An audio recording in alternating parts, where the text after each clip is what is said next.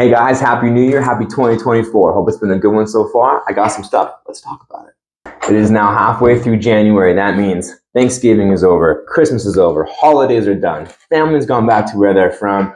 There's no longer parties every single weekend, events every single weekend to keep us distracted. Now we start a new chapter. For some of us, that can be daunting.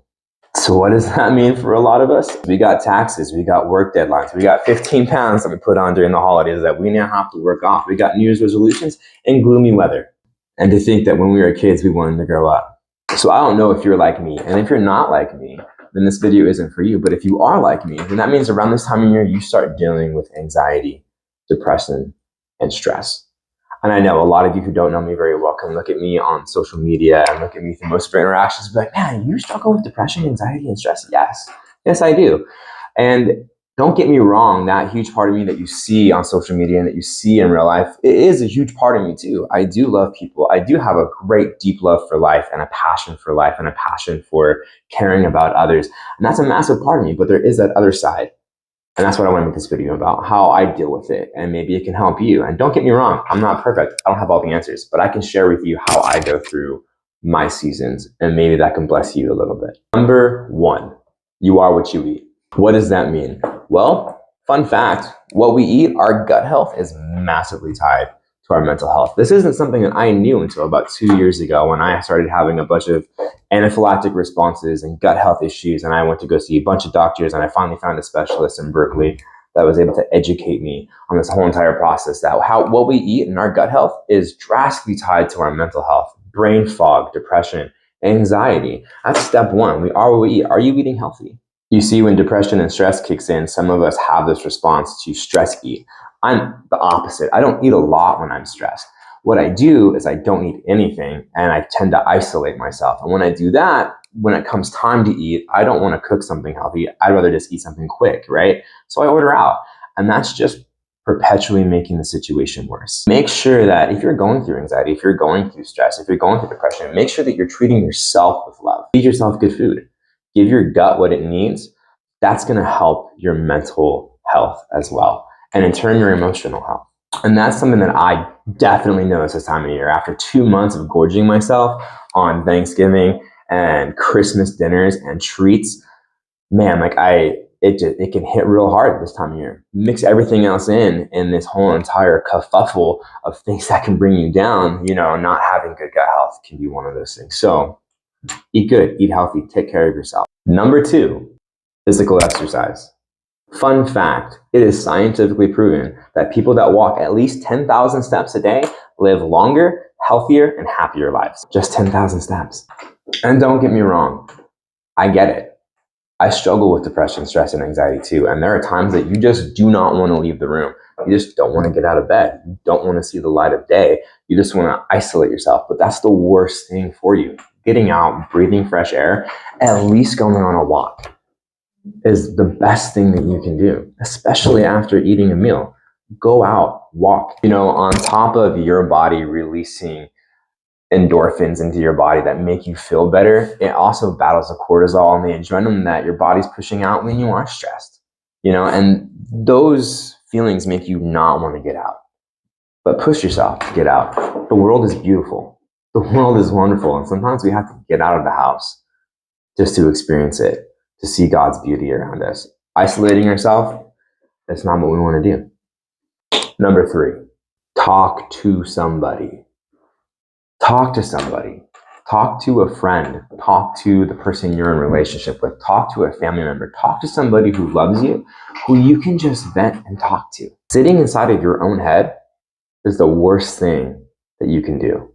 Sitting inside your own head and letting the voices and letting things churn, it's the worst thing that you can do to yourself. Talk to somebody. And for some of you, you don't like talking to people. That may not be your thing. And that's fine. We're all different. But if you don't like talking to people, then journal. Write your thoughts down. Journaling has so many amazing benefits. It helps improve symptoms. It helps improve moods. It helps you prioritize problems, fears, and concerns. All these things can come just from writing things down. You can see symptoms from day to day. You can track improvements. You can track triggers. And then it gives you an opportunity for positive self-encouragement. When you're able to write down your feelings, you can start giving yourself some self-love. That's not true about me. That's a lie from the devil. I know I'm wonderful. Write those things down too. Number 4, prayer and worship.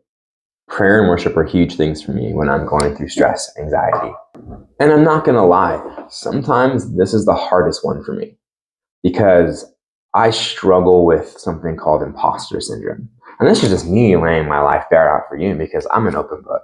Sometimes I struggle with imposter syndrome. It means I struggle with imposter syndrome in my job, even though I know I'm a fantastic real estate agent. I struggle with it in my family, even though I know I'm a good son and I'm a good brother. I struggle with it in all my different facets of relationships. I definitely struggle with it when it comes to my faith. I'm not a good enough Christian. God's not going to listen to my prayer. God's not going to hear my worship. He's not going to meet me in my storm. And my friends, that is the biggest lie of them all. You see, when we're down, when we're out, that's where the enemy wants us to be.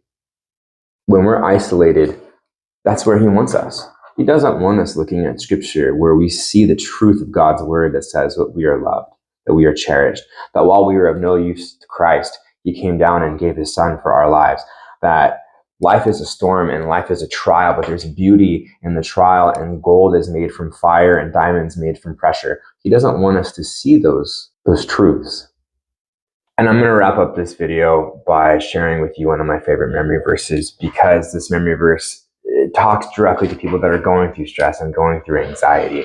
And it gives some beautiful truth into this situation. And to give you some context, in order for you to understand the content in the memory verse, it's written by Paul to the church of Philippi, why Paul is under house arrest. He's not under arrest because he did anything bad. He's under arrest because he's simply a Christian. He's spreading the love of God.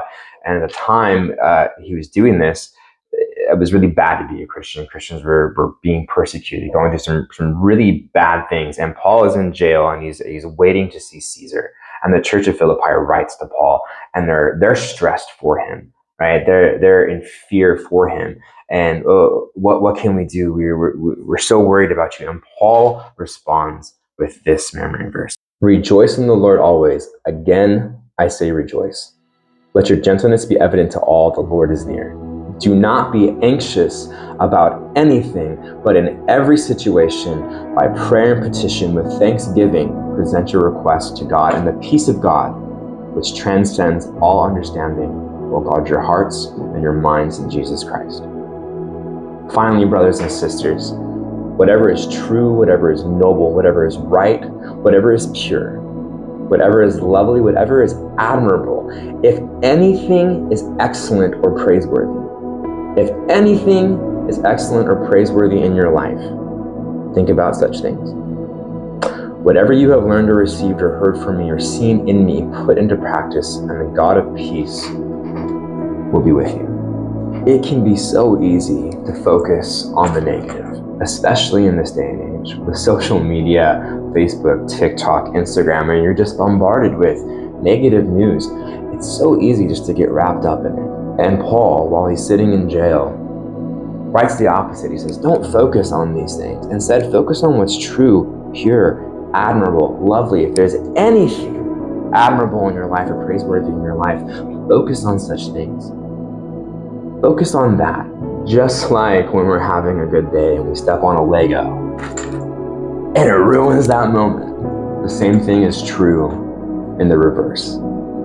In the middle of our anxiety and depression, in the middle of the stress, sometimes just sitting down and counting our blessings can change the entire atmosphere of a day. It's not a one-stop shop fix. These things aren't end-all be-all solutions, but they're helpful and they're steps in the right direction.